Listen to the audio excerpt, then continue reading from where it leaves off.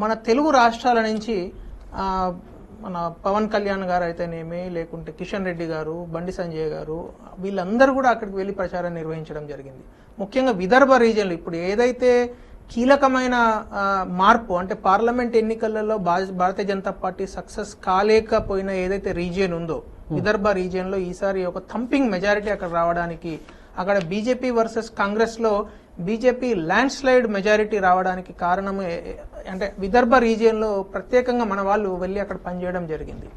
అంటే ఇక్కడ నుంచి భారతీయ జనతా పార్టీ కార్యకర్తలు అయితేనేమి, జనసేన కార్యకర్తలు అయితేనేమి, లీడర్స్ అయితేనేమి, పవన్ కళ్యాణ్ గారు చాలా చోట్ల వారు మరాఠీలో కూడా మాట్లాడడం జరిగింది. 10 స్థానాల్లో అతను 10 చోట్ల దాదాపు 10 కన్నా ఇంకా ఎక్కువ స్థానాల్లో కూడా ఆయన ప్రభావం చూడడం జరిగింది. అంటే అందరు తెలుగు వాళ్ళు, ఎందుకంటే అక్కడ తెలుగు కమ్యూనిటీ ఇన్ జనరల్ గా చాలా పెద్ద కమ్యూనిటీ.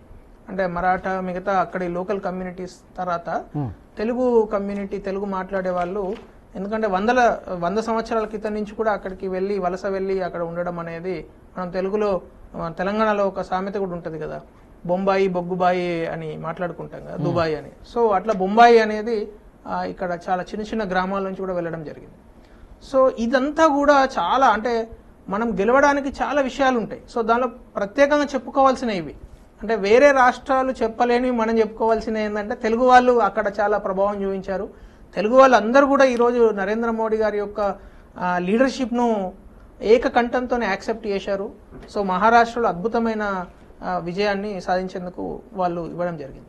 దాంతో పాటుగా 2-3 ప్రధానమైన అంశాలు మనకు కొట్టొచ్చినట్టు కనబడుతున్నాయి. ఒకటి, ఈ మాజీ లాడ్కీ బెహనా యోజన అనేది ఏదైతే ఉందో, అంటే అది దాదాపు ప్రతి రాష్ట్రంలో భారతీయ జనతా పార్టీ అక్కడ ఇంట్రొడ్యూస్ చేస్తున్నది. సో ఏదైతే ఆ పథకం ఉందో, ఆ పథకము మహిళలకు ప్రధానంగా, అంటే మహిళలను బాగా ఎంపవర్ చేయడంలో, ఆర్థికంగా వాళ్ళకు ఒక సపోర్ట్ చేయడంలో ఆ సక్సెస్ అయిందని చెప్పుకోవచ్చు.